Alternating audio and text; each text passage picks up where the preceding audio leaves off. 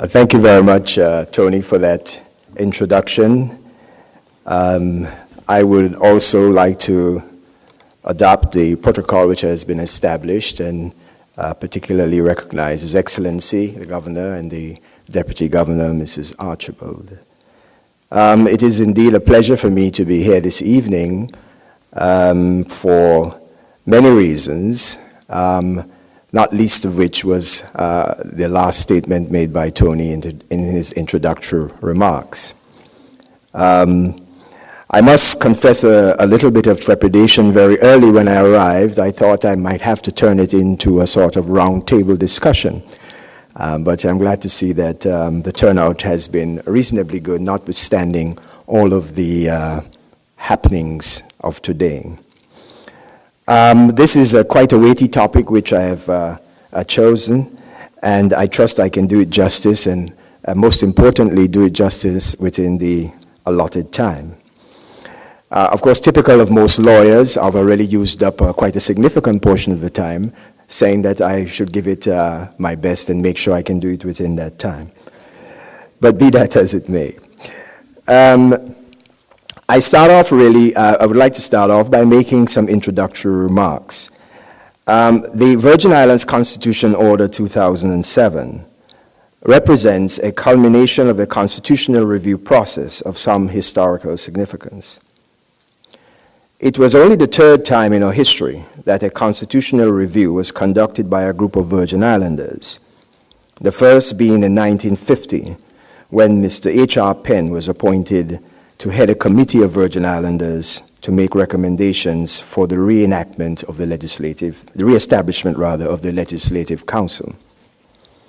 The second in 1953, also headed by Mr. Penn, who was appointed by Sir Kenneth Blackburn, was brought into effect to improve on the 1950 Constitution.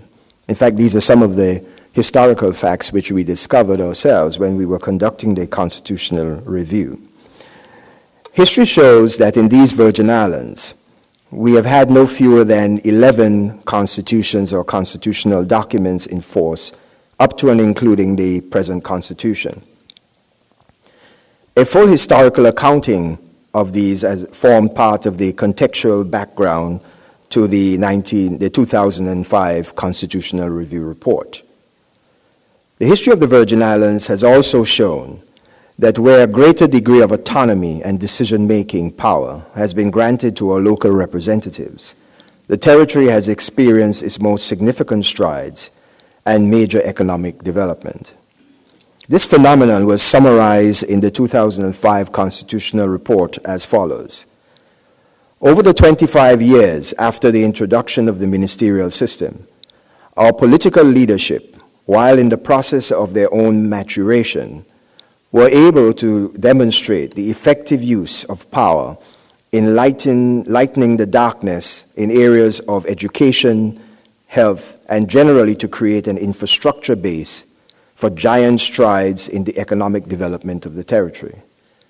The Herculean leaps made by the territory is best evidenced in the statistical data. Now, this is not to diminish the role played by the sovereign by and through Her Majesty's representatives. However, there is clear evidence that our local elected and non-elected representatives, emboldened by the agitations and enlightened ideas of activists such as Theodore Faulkner, I.G. Fonseca, Carlton de Castro, and H.R. Penn, and later by men like Noel Lloyd and Walter Lindy de Castro, made effective use of the increased autonomy and power afforded successive governments by the constitutional achievements achieved in 1967 and 1976 in particular.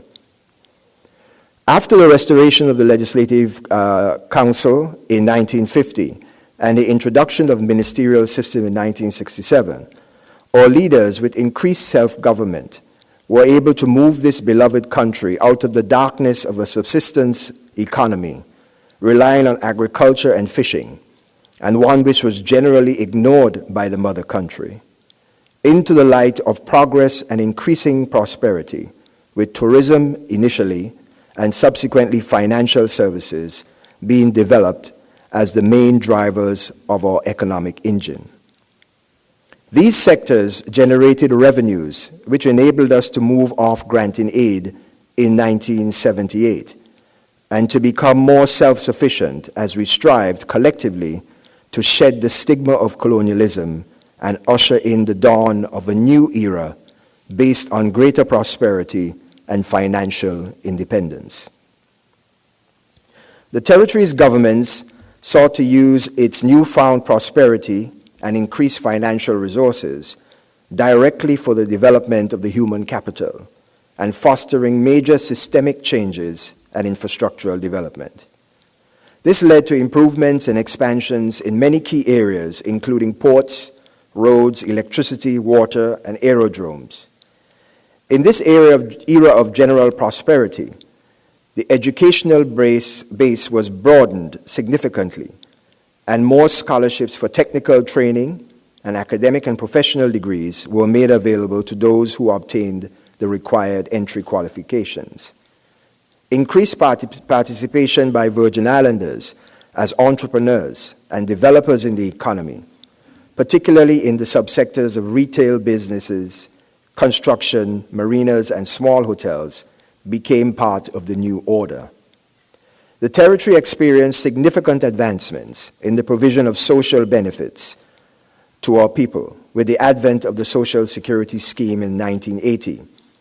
The development of the private sector as a viable engine of the economy was facilitated by the various commercial banks which established a branch in the territory, enabling our people to use their land as collateral to finance construction projects, startup costs for businesses, and educational loans for their children. The facilitation of small loans to help farmers, fishermen, and small businesses were made possible through the Development Bank of the Virgin Islands. All these advances and more were facilitated by a legal and constitutional framework underpinned by a written constitution which provided for democratic government and institutions, the rule of law, and the direct participation of Virgin Islanders in the election of their representatives and government through universal adult suffrage. All this provided the necessary framework for governance to be effective and participatory, and for good governance to be fostered and developed within the territory. This begs the question, what is a constitution or constitutional instrument, and what is its significance in fostering economic and social advancement? In its simplest terms, the word constitution has been defined as a body of rules which regulates the system of government within a state. Professor King, in his Hamling lecture, proffered the following definition. A constitution is the set of the most important rules that regulate the relations among the different parts of the government of a given country, and also the relations between the different parts of government and the people of the country. Of course, a modern constitution not only provides for the institutions of government, including the three branches of executive, legislative, and judiciary, but it also provides the rules that regulate their relationship inter se and with the citizenry. In my view, a constitution is a supreme law of the land, providing for the institutions of government, for the governance of the country, how they are to be formed, appointed, function, interact, and coexist one with the other, defines their relationship with the public, and provides a statement of the most fundamental rights and freedoms of the individual, how these rights are to be protected, and the extent to which they are limited or circumscribed in a modern society. Written constitutions provide inter alia for the superiority of the constitutional document over all other laws, the entrenchment of certain provisions, such as the chapter on fundamental rights and freedoms, and the legislative supremacy of Parliament or the legislature. It will be seen that the 2007 Constitution does not speak directly to any of these underlying principles.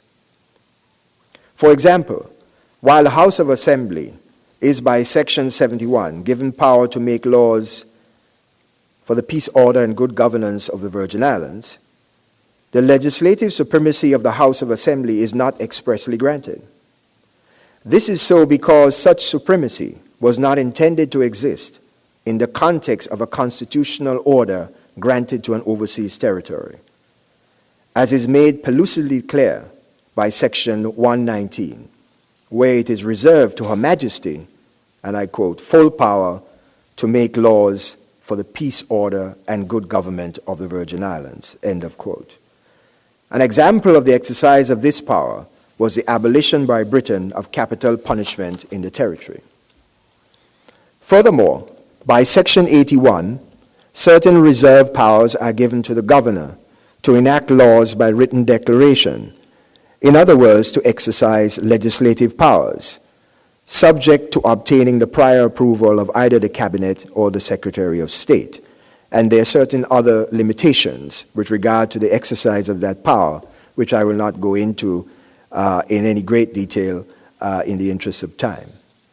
Therefore, it is not accurate to state that in the Virgin Islands, the Constitution provides for the legislative superiority of the House of Assembly. Likewise, there are no expressly entrenched provisions in the 2007 Constitution, in that they can only be changed by some super majority or procedure. In fact, the 2007 Constitution does not contain a provision providing for its amendment.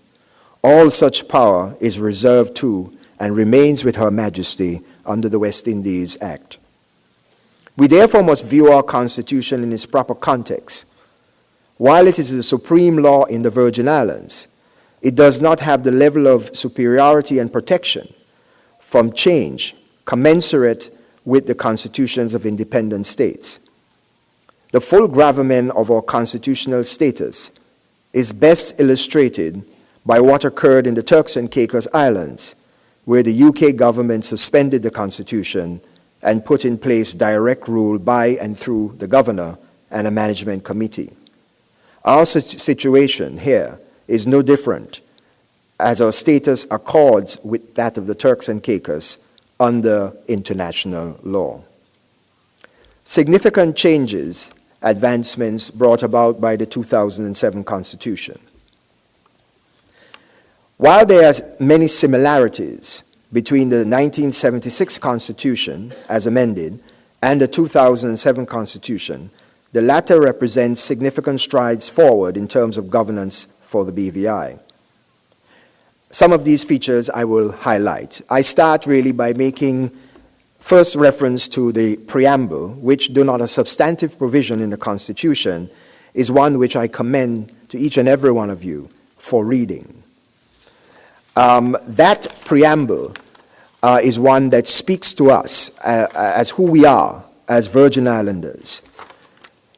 It is a statement of our cultural identity, core values, beliefs, and aspirations. And indeed, that is the first time that such a statement has been included in any of our constitutions. One of the other changes, which is a sort of progression for what had taken place before, or from what had taken place before, was the refashioning of the categories of belonger status, linking them to birth in or descent from a parent or grandparent born in the Virgin Islands, and extending the right to vote to include the second generation born outside the Virgin Islands. Of course, there was the inclusion for the first time of a human rights chapter. The importance of this chapter to the concept of good governance will be addressed later on in this paper. The provision for cabinet government, where executive authority is exercised through a cabinet with a premier who may chair meetings in certain circumstances, and having a co-equal say in the listing of items on the agenda for cabinet meetings.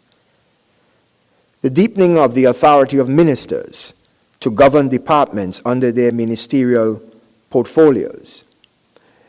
The assignment to a minister of responsibility for any business of government includes expressly not just responsibility for the administration of any department of government within that subject area, but power to, and I quote, exercise direct exercise direction and control over that department, including directing the implementation of government policy as it relates to that department. Another important development was the National Security Council, which was introduced for the first time under the 2007 Constitution. In this body, the Premier and another minister are members with authority to advise the governor on matters relating to his special responsibility for internal security, and with the governor being obliged to act in accordance with such advice, except where he considers that acting on such advice would adversely affect Her Majesty's interests in either the UK or the BVI. More will be said of this new institution as an instrument for good governance in the Virgin Islands.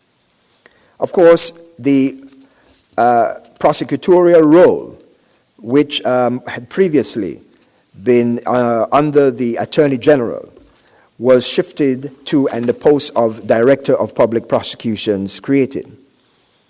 In matters relating to external affairs, there was a further limiting and circumscribing of the governor's powers with regard to this area of special responsibility, whereby he must keep the Premier fully informed concerning the general conduct of these areas.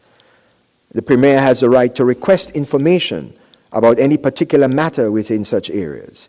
And furthermore, the inclusion for the first time of a provision mandating the governor by directions in writing to delegate to the Premier or any other minister selected by the Premier, subject to certain terms and conditions, responsibility for the conduct of external affairs relating to 6 broad areas that are set out in Section 60, subsection 4.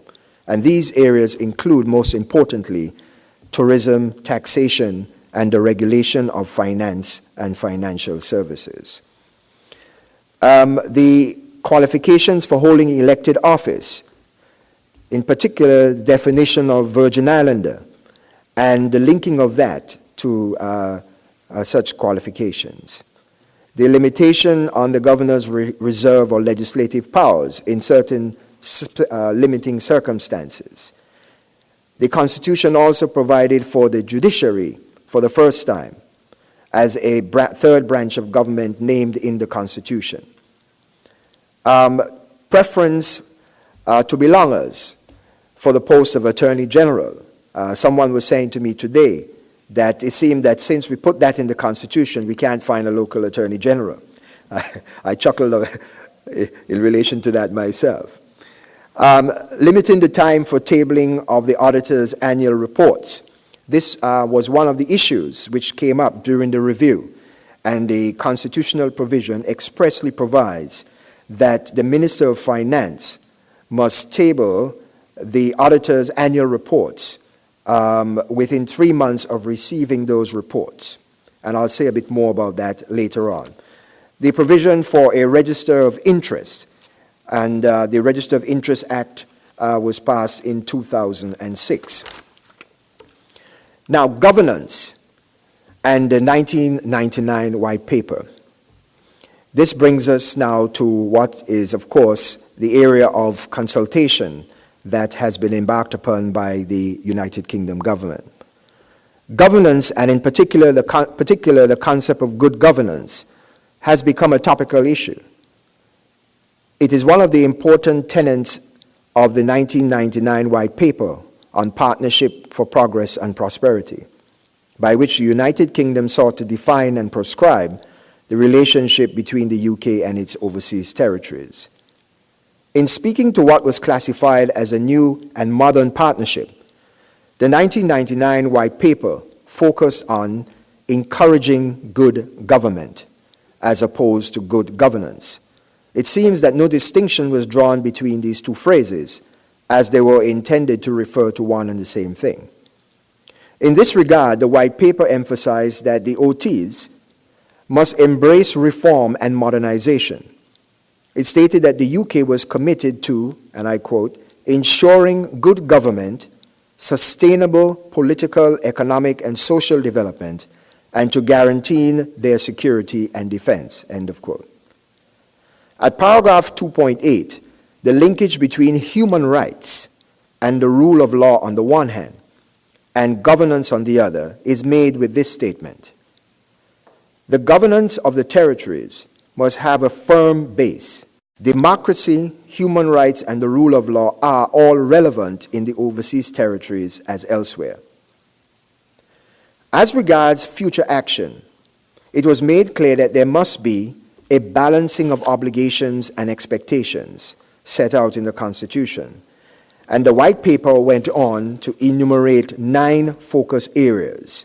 These included the following: measures promoting more open, transparent, and accountable government, improving the effectiveness, efficiency, accountability, and impartiality of the public sector, respect for the rule of law and the Constitution, the promotion of representative and participative government, freedom of speech and information, the provision of high standards of justice, adoption of modern standards of respect for human rights. Various chapters were dedicated to certain aspects of good governance, including questions relating to finance.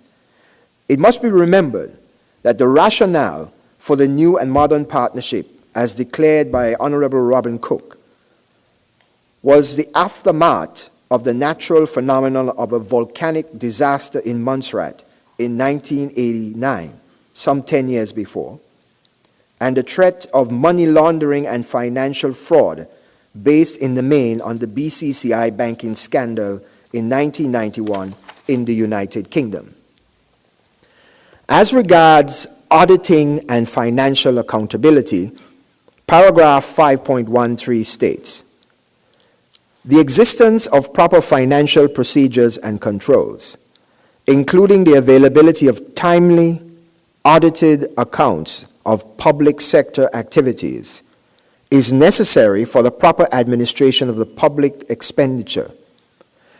The overseas territories' past record with both the standard and timeliness of draft and audited accounts has been mixed. And then at paragraph 5.14 appears this gem of a statement: we will give priority to ensuring that overseas territories have a place in sound procedures for administering government finances. With adequate internal audits, overseas territories will be required to produce timely, independently audited annual accounts for all public sector activities to UK standards, with full identification of contingent financial liabilities. The accounts should be subject to scrutiny by the territory's legislature and, where appropriate, by a fully functioning Public Accounts Committee. In some overseas territories, accounting and auditing legislation will need to be updated to underpin this process. We stand ready to give expert advice and assistance to help the overseas territories bring their audit and statistical systems up to the required standards. Sounds familiar? This statement, made in 1999, some 12 years ago, not only underscores the importance of timely audited accounts of public revenues and expenditure to good government or good governance, but also its constitutional significance and importance to realizing a properly functioning Public Accounts Committee. Of special note is the offer to provide expert advice. Specifically in relation to financial control and borrowing, paragraph 5.1 of the 1999 White Paper states, borrowing is a legitimate tool of government policy, but must be used prudently. We therefore intend to agree strengthening procedures and guidelines with overseas territory governments. This will ensure borrowing is properly used within sensible, prudent limits, and will assist overseas territory governments to obtain the greatest economic benefits from their borrowing and to borrow on the best terms. It goes on. In general, borrowing should only be considered for discrete, capital investment projects, it should be restricted to investments which have a calculable and reasonably certain financial and economic rate of return. All investment projects, however financed, should be appraised by suitably qualified professionals against technical, economic, financial, social, and where appropriate, environmental data. And at paragraph 5.17, in considering particular projects, due attention should be given to the impact of new commitments on overall levels of borrowing and to the territory's debt management record. Borrowing in excess of agreed limits will only be approved in exceptional circumstances or if the economic situation had changed substantially since the limit was set. To be forewarned is to be forearmed. These strictures regarding limitations on borrowing and financial accountability have come into play in some of the OTs. For example, in the Cayman Islands, their initial attempt to increase applicable borrowing limits was rebuffed by the UK government, which called upon the Cayman government to impose taxation measures on its people to generate more revenue and reduce its debt, a request which the Cayman government steadfastly refused to implement. Likewise, in Anguilla, a similar request was turned down and a budget is yet to be approved by the UK for passage. Just recently, the government of Anguilla passed an interim budget to avert financial disaster. In the Virgin Islands, our attempt recently to borrow money from the Caribbean Development Bank for roads and other infrastructural repairs and improvements was apparently not approved, having regard to our current financial situation, as it would represent an increase in the applicable borrowing limits.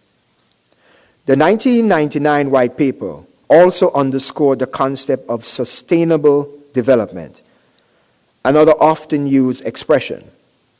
Incidentally, economic self-sufficiency, that is not relying on the UK for financial aid or granting aid, a status which the Virgin Islands proudly achieved in 1979 under then Chief Minister Honorable Willard Wheatley, was then considered by the UK as an important indicator of sustainable development. Prior to that, the territory's draft budget had to be submitted to and approved by the UK, and all British funds received had to be spent in the United Kingdom. Defining good governance. It is said in the literature that good governance is an indeterminate term, incapable of exact definition. However, its importance in fostering development in a country cannot be overstated.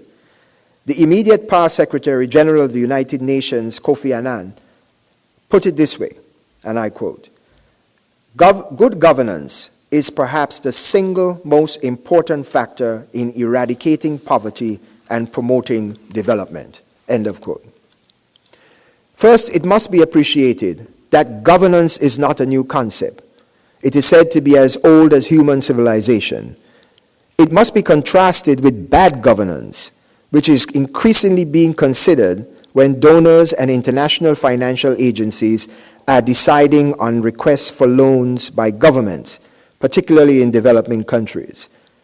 Often stringent conditions relative to improving governance, including stringent accounting and transparency requirements, are imposed on the grant of such loans. Secondly, the term governance is not synonymous only with government. It has application even in relation to private businesses.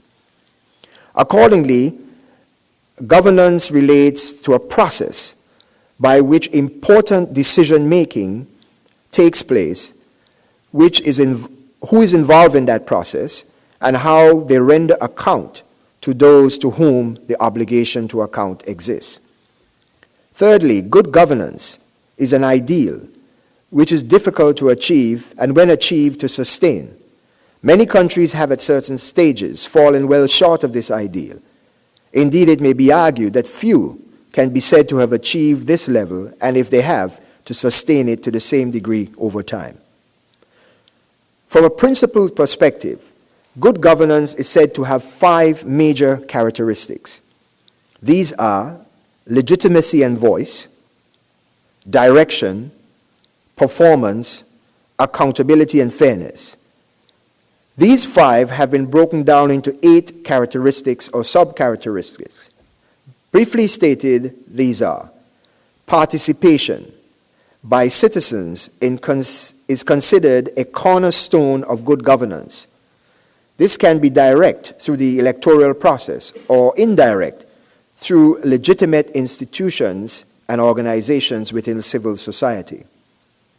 The rule of law. This concept is rooted in the concept of fairness and is one of the most important aspects of good governance. It requires a legal framework that is independent, impartial, and fair, providing equality before the law. This concept also encompasses the full protection of human rights, particularly those of minorities. It also requires an independent judiciary and an impartial and incorruptible police force. Transparency. This involves the taking of decisions and the enforcement thereof in a manner that follows the applicable laws, rules, and regulations, and where information about these decisions are freely available and directly accessible to those affected by such decisions. Here, the role of the media in a free and democratic society is crucial, as is the enactment and coming into force of freedom of information laws, which facilitate, in a timely and inexpensive manner, the availability of information about decision-making in government and the public service. Responsiveness. This means that institutions and functionaries of government must serve the interests of all stakeholders and within a reasonable time frame, and relates to the provision of basic and essential services such as education, health services, electricity, water, and sewage. Consensus-oriented. Because of the varying and sometimes competing interests in a society, good governance requires the mediation of conflicting interests in order to reach a consensus on what is in the best interest of the whole community or country, and how this is to be achieved using limited resources. Here, what is required is the formulation of a strategic plan or long-term perspective on good governance and human development by the leaders, a national development or strategic plan, if you will, in conjunction with public input through a broad consultative process, and the formulation of policies and other mechanisms necessary to achieve or implement these long-term goals for the country. Such strategic or visionary plans must take due account of the historical, cultural, and social context and the complexities of the society. Equity and inclusiveness. It is integral to a society's well-being that all its members feel they have a legitimate stake in it and do not feel excluded from the mainstream of society. This requires that all groups within the society have opportunities and avenues for improvement and maintaining their well-being and that of their families. Effectiveness and efficiency. Good governance is said to mean that the process and institutions of government produce results that meet the needs of society while making best use of resources at their disposal. It also covers the sustainable use of natural resources and the protection of the environment. And finally, accountability. Government and elected representatives are accountable to the public for their stewardship, decision-making, and actions. Therefore, accountability is a key characteristic of good governance. Its importance cannot be overstated. It cannot be properly enforced without transparency, proper accounting rules and practices, and the rule of law. Of course, in order for accountability to be achieved, there must be appropriate institutional checks and balances in the system of government, underpinned by the necessary laws, applied in an impartial and independent manner. Good governance and the rule of law. It can be seen that the Virgin Islands has the constitutional and legal framework and many of the basic institutions and laws necessary to achieve good governance. Like other countries, our system is not perfect, and we may be found lacking in several areas. Of critical importance to good governance and the promotion of economic growth is the rule of law. The rule of law speaks to decisions being made according to established laws, rules, and known principles. The 2007 Constitution made proper provision for the rule of law.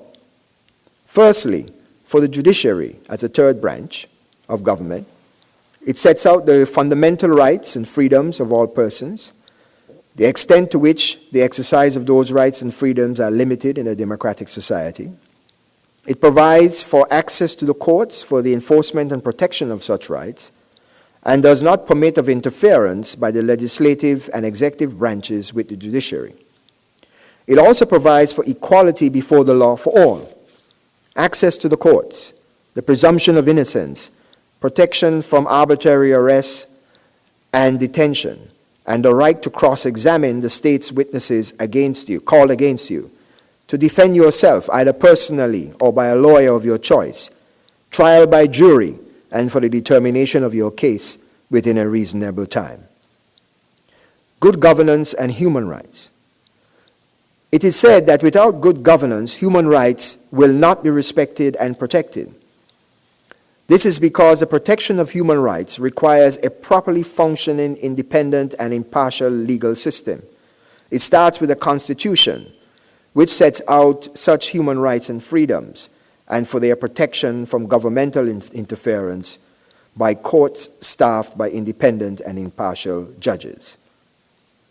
From the literature on this subject, a clear linkage or correlation is made between certain of the principles of good governance and certain specific fundamental rights and freedoms as enshrined in the 2007 Constitution.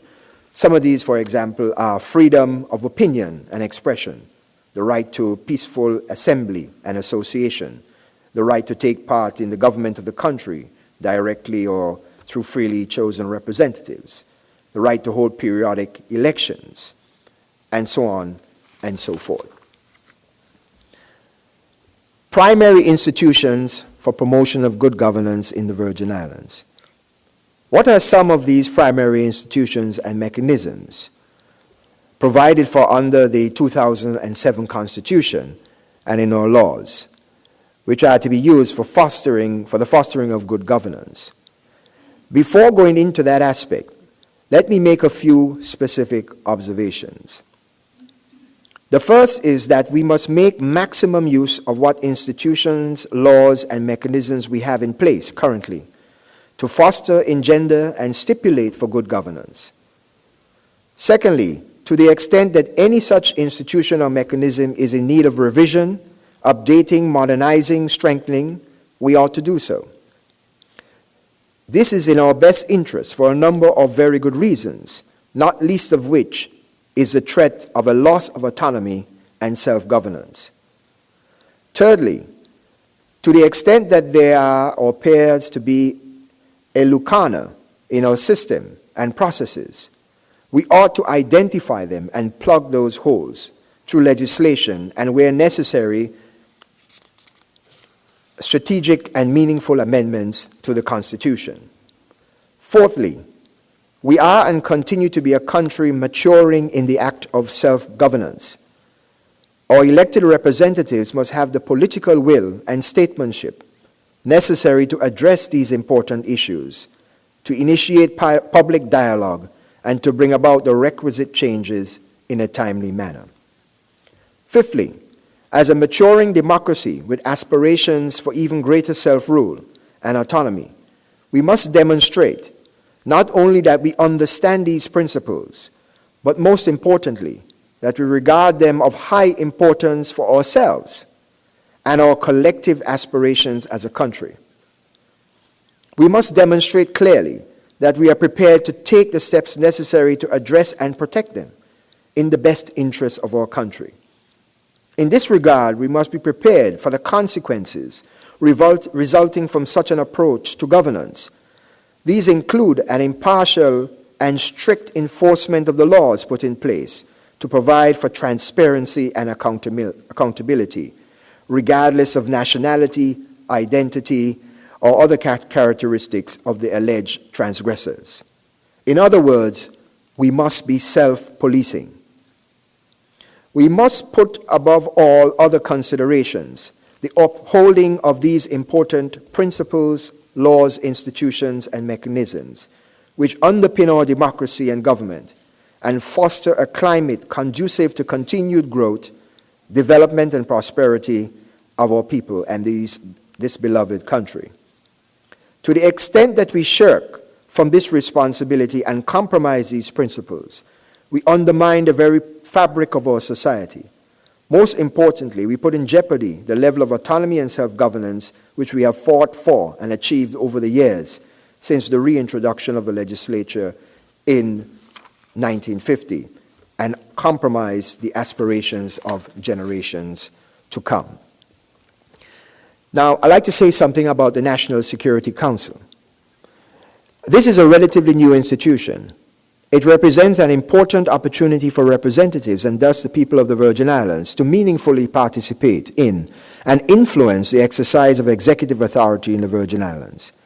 It provides for the direct involvement of our elected representatives in the formulation and making of policies and decisions that could significantly impact on the security of our country and hence the quality of life of all who live here.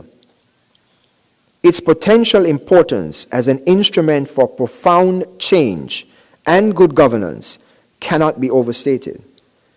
It puts our leaders, particularly the Premier and another minister, in a position to be fully informed as regards all aspects of internal security, including crime, and the actions, composition, and resources of our police force. How this executive body is used and developed as an effective instrument for making the decisions necessary to combat crime, especially major crimes, is of crucial importance to good governance in the territory. To date, we have heard precious little about the functioning and decision-making of the National Security Council. Even the number of times this body has met over the last 4 years is not a matter of public information. This of itself undermines public confidence and hence good governance. While it is appreciated that certain information of a security, crime fighting, or sensitive nature ought not to be widely disseminated, it is nevertheless of importance to good governance for the strategic policy decisions and objectives of the National Security Council to be formulated, at least in part, after public consultation.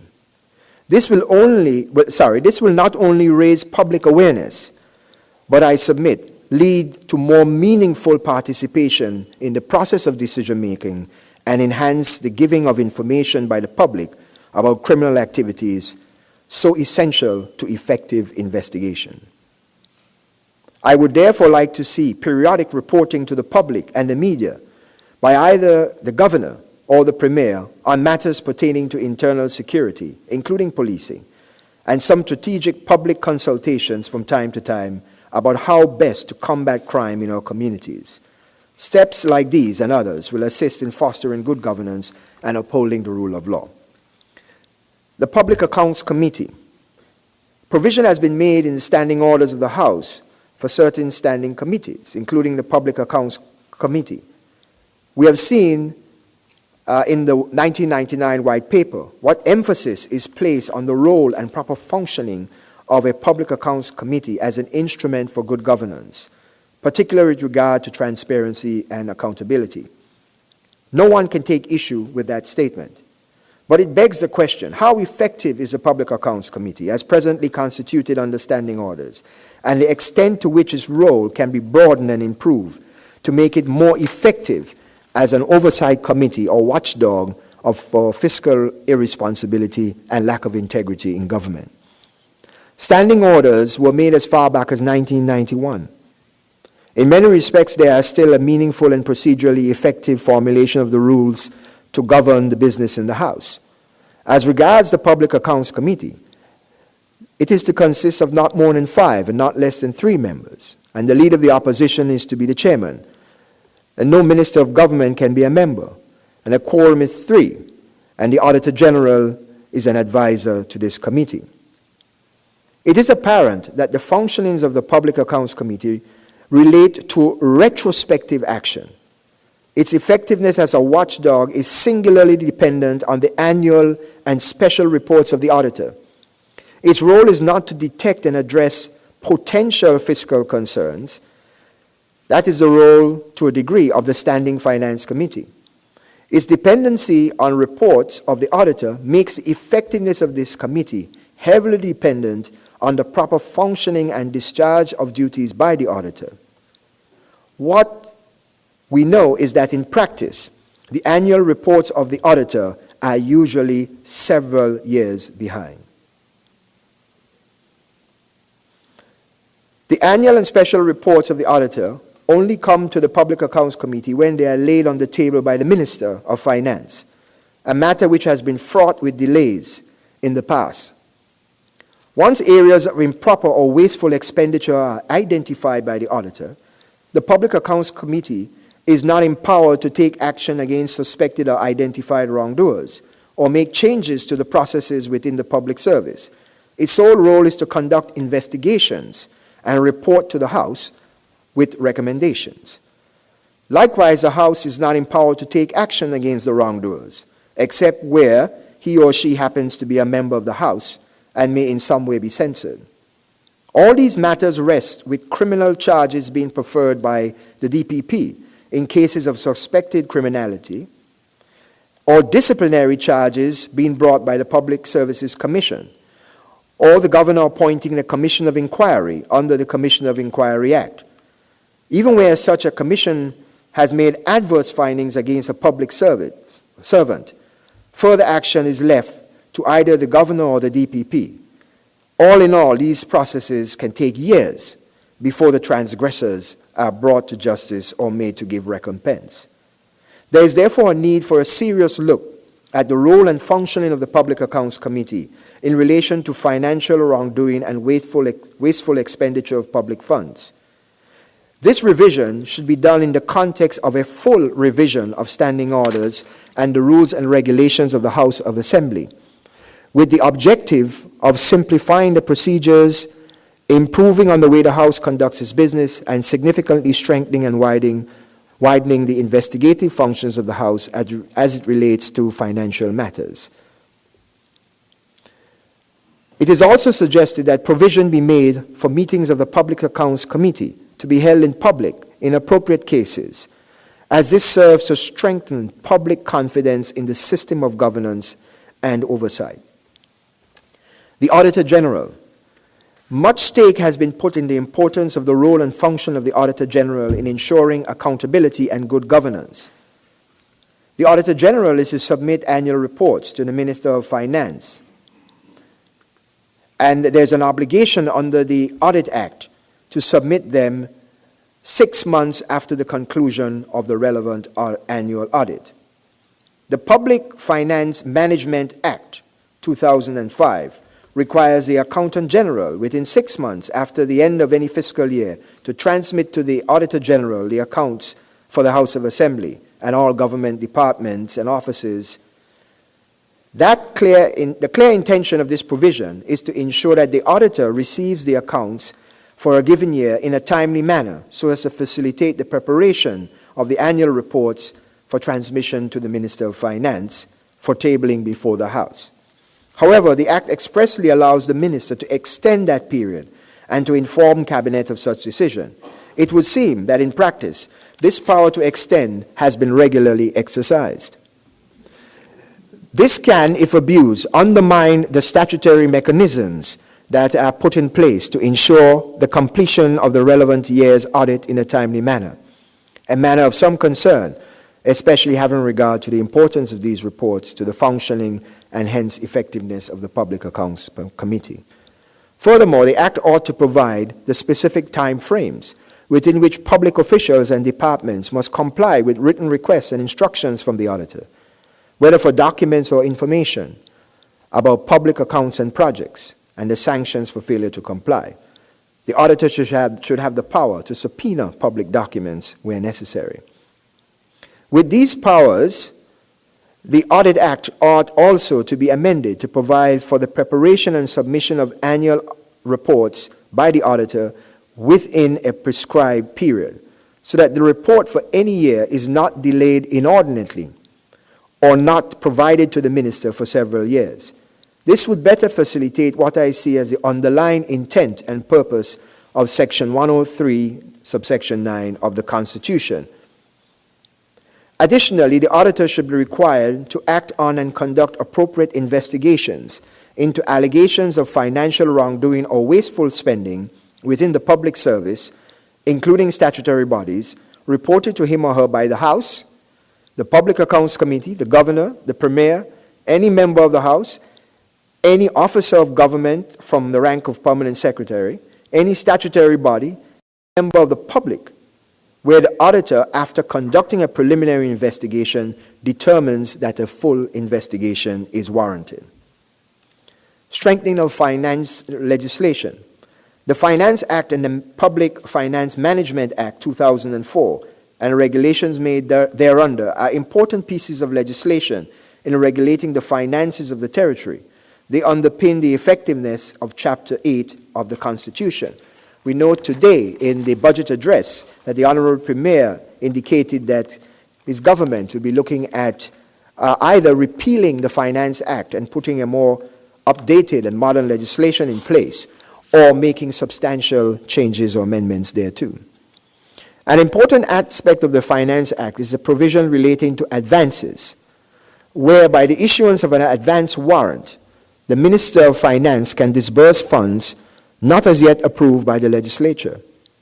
Over the years since the passage of this Act in 1997, Section 23 has been amended to successively increase the ceiling relative to total annual advances from an initial sum of $800,000 to now, and I quote, 1.5% of the total amount appropriated in respect of that financial year.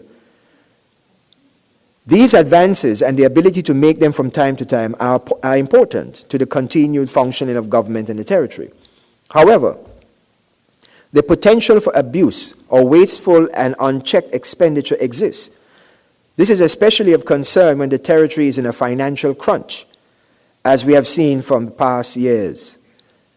Of particular concern to persons also is the use of advances to fund projects of significant cost during the period between the proroguing of the House and the next general election.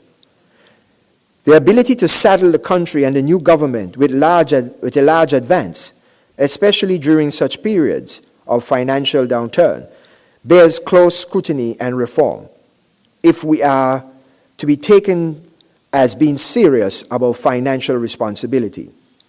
This is but one of the aspects of accountability and transparency relative to financial matters that we ought to be considering. I am sure there are others that you can think of. I then go on to look, and I've just briefly mentioned this, at the functioning of the Central Tenders Board and contract monitoring.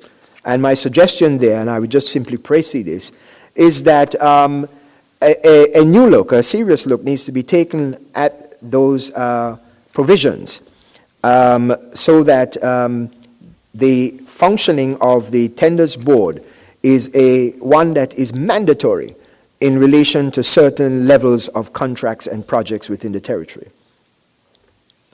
Of course, the Commission of Inquiry Act, I mentioned that before, is an important piece of legislation aimed at fostering accountability in government. And essentially what that does is that it empowers the governor whenever he shall deem advisable, to appoint a commission of inquiry to inquire into the conduct or management of any department of the public service in the territory, or of any public officer of the territory, or of any parish or district thereof, or into any matter in which an inquiry would, in the opinion of the governor, be for the public welfare. This statute was enacted in 1880. It is my view that the time has long come for this legislation to be revisited and modernized so as to improve its effectiveness. The determination as to whether a commission ought to be appointed rests solely with the governor. It is difficult to envisage any political representative, including the premier, being involved directly in such determination, as this would open the door to the possibility of such commissions being used as instruments of political victimization and advantage, especially in the run-up to a general election. There's nothing like launching a commission of inquiry into your political opponent.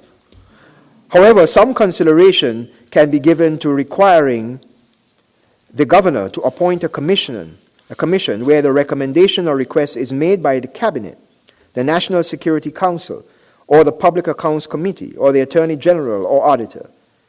Where a member of the public makes such a request in writing, which is not spurious, the governor should be obliged to conduct or cause a preliminary investigation to be conducted by the appropriate officials and a report submitted to him within a prescribed time before making a determination as to whether to appoint such a commission.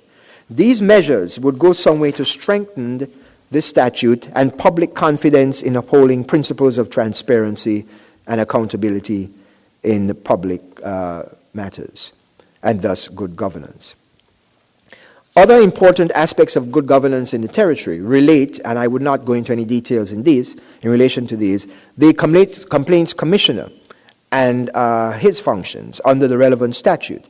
And I believe there is a room for improving on the powers of the Commission, because essentially it is one where the Complaints Commissioner writes a report, and that is submitted to the department to which, in respect of which the complaint had been made.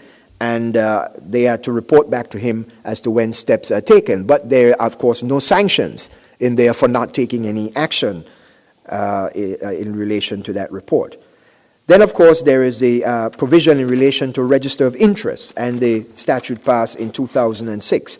I'll say no more about that. There is also the question of freedom of information. There is no freedom of information legislation in place in the territory. One has been drafted by the Law Reform Commission and submitted to government for their consideration and passage in the legislature. This is much needed, as this is key to enabling members of the public to have access to and become more informed about matters relative to decision-making in government. Borrowing guidelines. The current guidelines applicable to the Virgin Islands, as far as I can discern, are dated 27th of October 2005. It is clear that the United Kingdom government views the borrowing guidelines as an important tool for ensuring that the overseas territories do not become a contingent liability and financial embarrassment. It seems to me that this is important for us in the Virgin Islands. It is important for us in the Virgin Islands to set our own fiscal and financial guidelines to ensure that certain minimum reserves are maintained, that we balance our budget, and we do not heavily mortgage the future of the Virgin Islands and generations to come.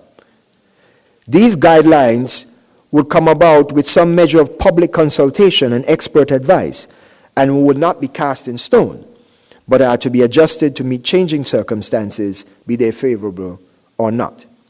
Now, principles that should inform and underpin the new white paper.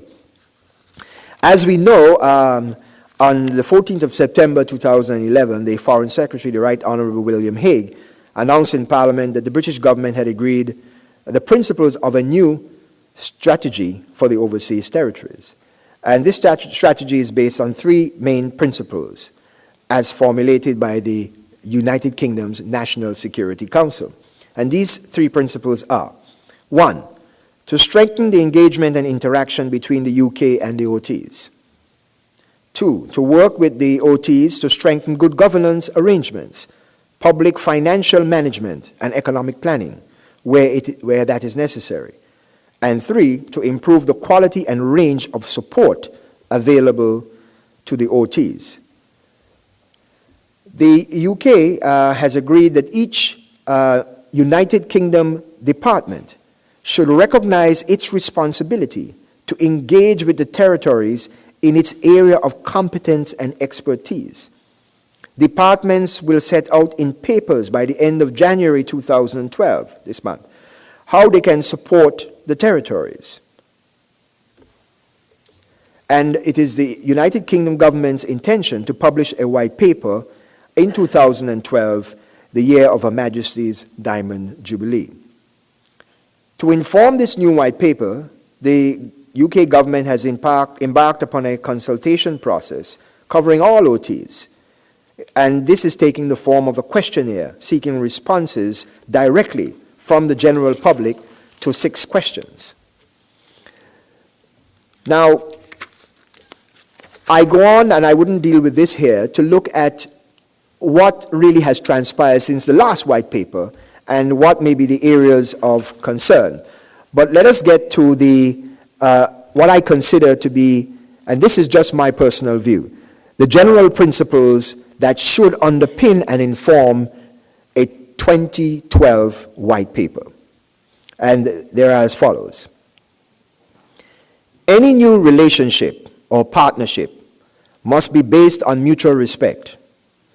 In the case of the OTs, for their heritage, culture, and the legitimate aspirations of their people, recognizing that they have a very different historical heritage. In the case of the UK, respect for its international obligations and the need to avoid amassing contingent liabilities which may present a liability for its government and people. So that's my first statement of principle. The second one is this. Broadly speaking, decisions regarding fiscal policy, strategic and economic planning, and the developmental direction of each OT ought to lie with the legitimate decisions taken by the government and people of each OT, and not by what may be conceived by the UK government and its advisors.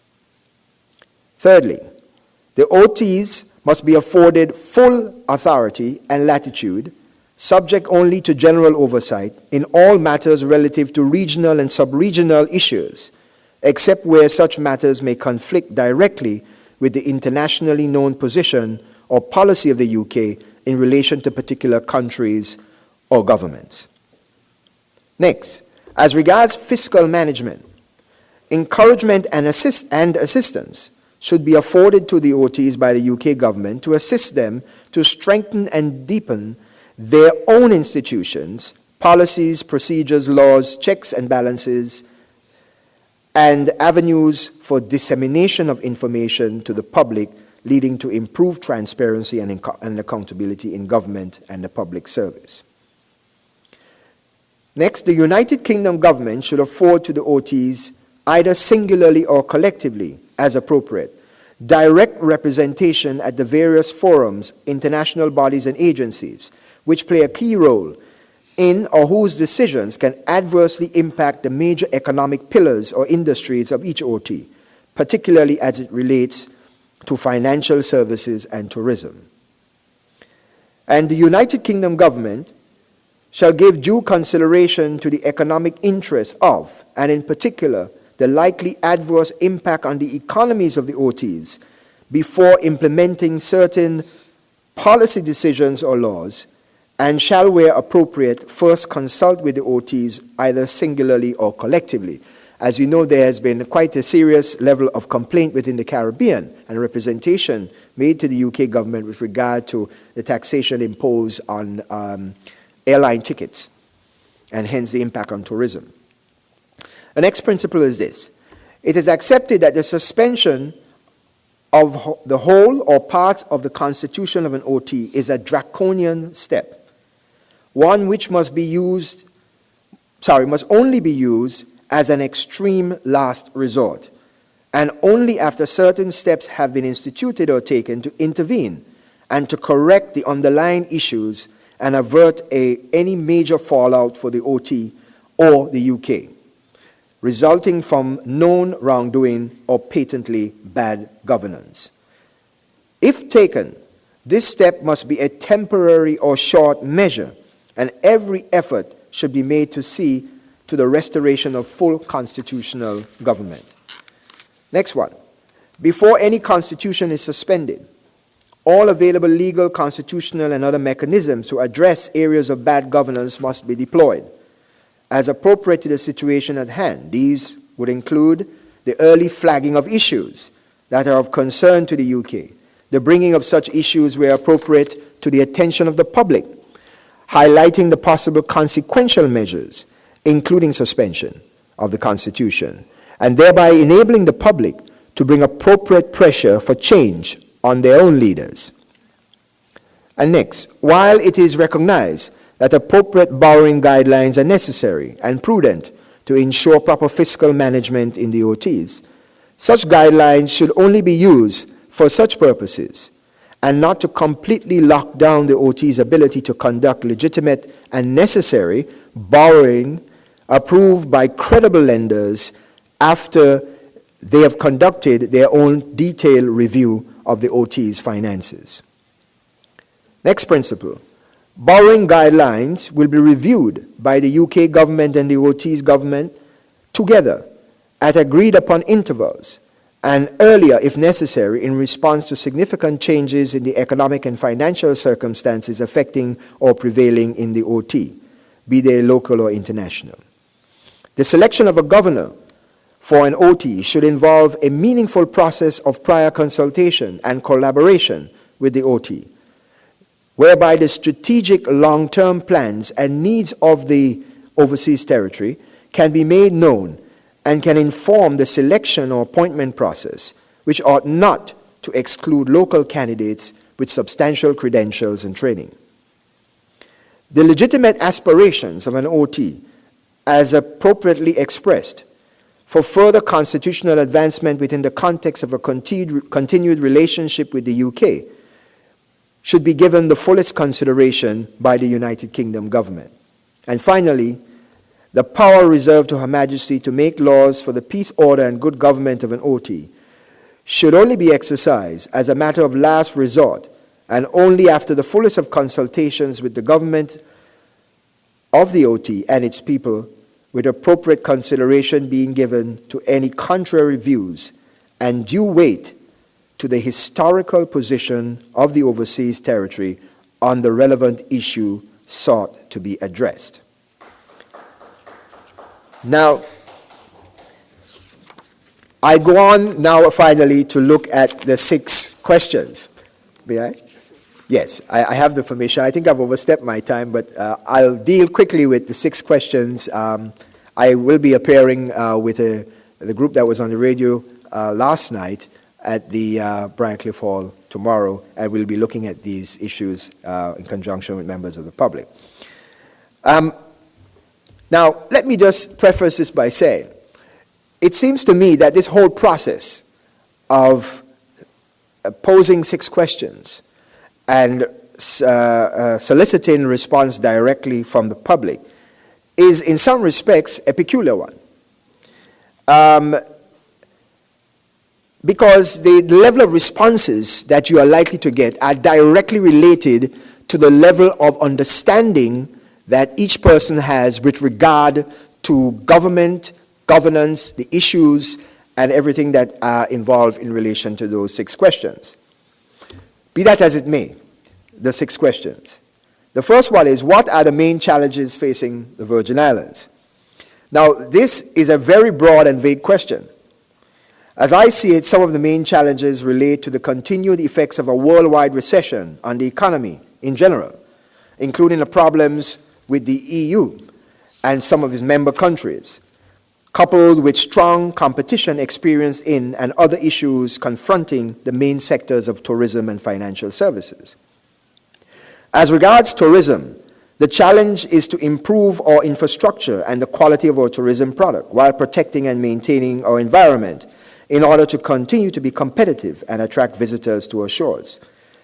As regards financial services, we need to continue to protect and enhance our image as a well-regulated industry diversify our product offerings, improve on how we service our existing products and clientele, and maintaining our competitive edge in the face of continuing measures by the OECD and others to circumscribe and limit our operations. As regards infrastructure and social services, we need to improve, repair, and in some instances, modernize our infrastructure. The challenge is how best to do this in the face of limited resources and the borrowing guidelines. Areas such as health, electricity, water, and sewage are of critical concern, as we all know, and require much capital to address them properly. Crime and the escalation in major crime, a significant portion of which goes unsolved, although the police have had an increased level of success, and they are to be commended for that, continue to confront and bedevil us. The solutions for combating crime require a multi-pronged approach to include new approaches, policies, and initiatives led by the National Security Council, enhance crime detection and investigative techniques, including cameras, increase manpower and training, strategic patrols, especially in the corporate area and elsewhere, and measures to involve the public in the solutions so as to build public confidence in the police force. The second question, what are the most important areas of cooperation between the BVI and the UK? In what areas would you like to see greater engagement and interaction between the UK and the BVI? How can the UK and the BVI strengthen cooperation and build more effective partnerships? All that is one question. This is the question perhaps best answered by those most knowledgeable about the BVI government and the UK and how they currently enact and cooperate. Perhaps a better approach would have been to list, for the benefit of the public, the existing major areas of cooperation and then ask how these can best be improved upon and what are the other areas in which you would like to see active cooperation. In principle, I see nothing wrong or contrary to self-governance for the government of the Virgin Islands to seek or utilize from time to time the expertise present in any department or agency of the United Kingdom government, or in any other government or international agency, where this is considered by the local government as necessary and appropriate. The arrangements by which such requests will be responded to can be covered in the new white paper. However, this must not become a mandatory requirement, such that the functioning of the primary departments of government in the BVI are shadowed by civil servants in the UK and decision-making dependent on the advice given by them. First and foremost, we must put measures in place to develop our own in-house expertise in the various important areas of governance, especially budgetary and development planning, bearing in mind the limits of our human and financial resources, and to implement and apply these measures objectively. Perhaps one of the areas of meaningful cooperation can focus on training being provided by the UK to the Virgin Islands on a discretionary basis in the areas where we consider we need to strengthen our human resources, particularly as they relate to the aspects of good governance. Where there are matters affecting or which could significantly affect any of the major pillars and decisions are being made at international forums, the UK ought to ensure, as a matter of firm understanding, that the OTs are represented there and afforded the opportunity to directly influence the outcome of any such process. This is an area in which there can be cooperation. Also, where decisions may be taken in the UK that can affect our tourism industry or any of our industries, again, I have also stated previously that there should be prior consultation. Question number 3. How do you assess the quality of good governance, public financial management, and economic planning in the BVI? What are the priorities for improvement? How can the UK best work with the BVI to strengthen these areas? I've already addressed in some detail the issues regarding good governance in the territory, and in particular the areas in which we can strengthen, these can be strengthened institutionally.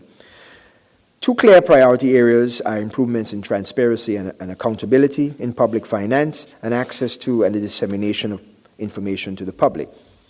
This does not, in my view, suggest that we ought to surrender our budgetary process to the scrutiny and approval of the United Kingdom. This would be a backward step, akin to when the territory was on granting aid. However, measures and mechanisms ought to be put in place within the Virgin Islands to improve our budgetary process and its oversight, rooted in our own recognition and acceptance of what is prudent and best practices. Fourth question. What do you think of the quality and range of external support apart from the UK available to the BVI, including from regional bodies, the Commonwealth and the European Union, and what can the UK best do to help the BVI access external support? Again, these questions are best answered by those more intimately knowledgeable about such matters. I have already stated that the Virgin Islands should be free to seek assistance wherever it chooses. The extent to which any such request can be facilitated by the UK would serve a meaningful purpose in its relationship with the Virgin Islands. Question 5. What potential do you see for increasing cooperation and partnership between the British Overseas Territories? In what areas does the BVI provide support to other territories? How might this be expanded? The level and extent of cooperation and consultation between the OTs is best addressed by those most knowledgeable. However, it would seem to me that as regards the Virgin Islands, this would relate primarily to the other Caribbean OTs. I suspect it currently involves primarily matters of mutual interest or concern as they relate to the UK's policies regarding its OTs.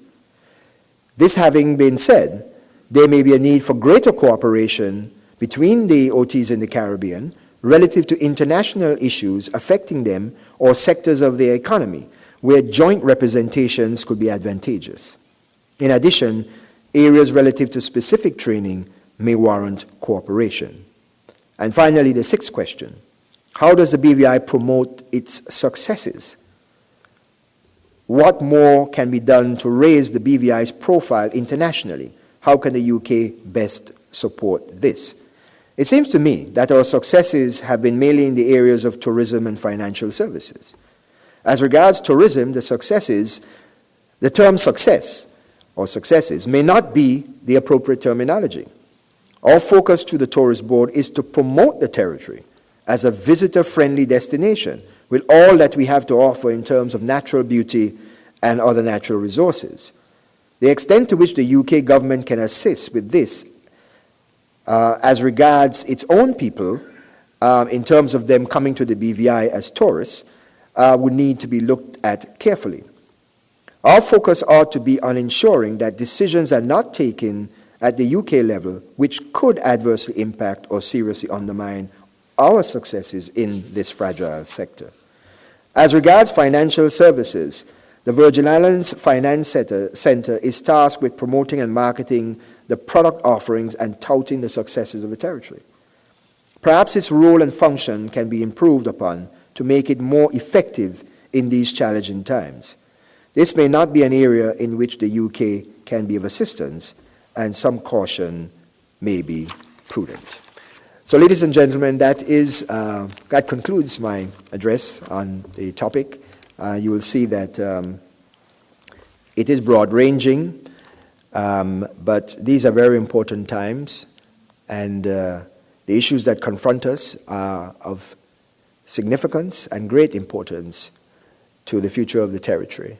And collectively, we ought to engage in dialogue. We ought to engage in dialogue amongst ourselves and with our leaders. And we ought to play an active role in ensuring that we protect what we have achieved. And we provide a sound footing and a sound foundation for our future and our future development, so that generations to come can benefit as we have benefited from what our forefathers and our leaders past have done. Thank you very much.